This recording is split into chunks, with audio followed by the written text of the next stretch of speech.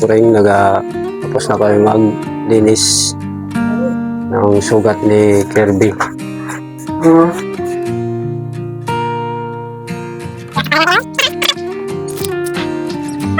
Blender naman tayo ng smokey malunggay and ampalaya.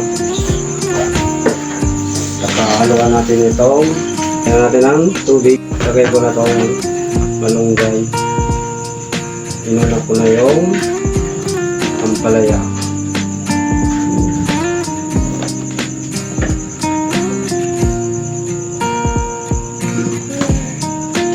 Ito, okay na mga kalukay.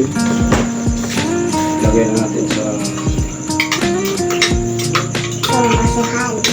sa baso.